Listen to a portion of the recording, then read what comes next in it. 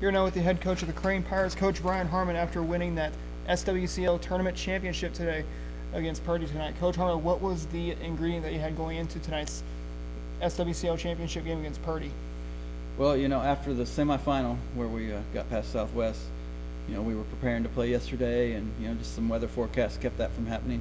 And we had a brief but productive practice yesterday, and convinced our guys that it was to our advantage to get that extra day to prepare, and I felt like it turned into that. And we just went into it. We tried not to say the word championship game much because we didn't want to be thinking that way. We just were thinking of another game, final game of the season, and a great capper to an excellent fall season. An excellent fall season you guys had, 23-4 on the fall season. Do you think this was the best fall season that Crane has ever had in program history? Numbers wise, yeah, we did win as many or more games than we have in the past. And we had 2 9-game winning streaks. We had a 5-game winning streak in the season. If we had more games, who knows how long that winning streak might have gone. We just kids worked hard. Kids bought in. We started the season 0-2, and the day we lost our second game, we had another game that evening and against a good licking team, and I felt like we could have gone 0-3, and who knows how the season might have turned out. But we told them before that licking game, so we refuse to be negative. We're going to stay positive, and that they have a chance to be good. And they went out that day and proved it, and then just rolled from there on. So after those first 2 losses, we were 22-3, and just can't say enough about how well this team gelled together.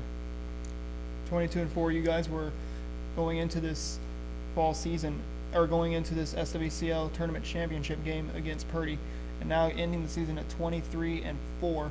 So, and also productively in the game tonight, Isaiah Smith kept the ball in the infield. He may have had a ball or two, or had a pitch or two go into the outfield, and also he allowed only 1 run to score. So, what was on Isaiah's plate? What was he looking for when he took the mound tonight at C of O against Purdy? Isaiah is a competitor, and he just had that ultimate focus that you got to have out of your competitors. And it helps. He's got a lot of things going for him. He's a competitor. He's left-handed. He has good stuff, and he has great composure on the mound. And I can't say enough about when him and Isaac Robinson work together, that it just seems like they have a seamless transition. That Isaac calls the game, and Isaiah goes right along with him. And we used our defense, and 10 guys played tonight, counting the DH and everything, and everybody did something to contribute, and that's just what we've got to have. Whether they made a defensive play, whether they got on base and stole some bases, or just whatever. The first inning we scored a run. They scored one at the top of the first, and we answered it. I think had we not done that, we might have tightened up. It might have been a different game. But that first inning, we scored a run without a hit because we just produced. Just produce it was, and that's what the Crane way is you just produce without even it doesn't take a hit. It doesn't take a walk. Sometimes it takes a hit by pitch or a wild pitch. It just mostly fuels on your other team's mistakes. And do you think, with that mentality, is that going to propel you guys to have a better spring maybe than a fall that you guys had? We hope, but right now I told the guys, I said, you got time off before we start our off-season program. You basketball guys have time off, but when you get back to it, hit it hard and think about how hungry we are. And we build a monster schedule in the spring, and that's to make us better for the postseason. And we're going to go out and compete every day, and if that day's pitcher gives us a good effort on the mound, which our pitchers did all fall, then I feel like we have a good chance to compete every night. Pitchers did do all fall, did compete, also delivered what the Pirates deliver.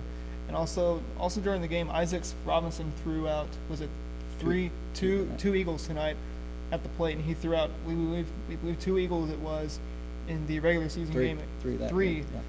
Back here at Crane. So what's Isaac's mentality when he's catching? Is he more locked in? Is he focused? Does he watch Darren Terrell when he's catching from shortstop or in the infield? Well, I can't say enough about both of our catchers. Not many high school programs are as fortunate as we are to have 2 catchers of that caliber, to where they can, with the busy schedule, we play a lot of games in a week. It's so nice to be able to catch both of them at different times. And they're both really good shortstops too, so that helps a lot too. So we can interchange there. And it just worked out this year where they kind of each had their own set of pitchers that they caught. And Darren does a great job. He calls a great game. He blocks well. He throws well too. Isaac, calls a great game, blocks well, and he just was lights out throwing this year.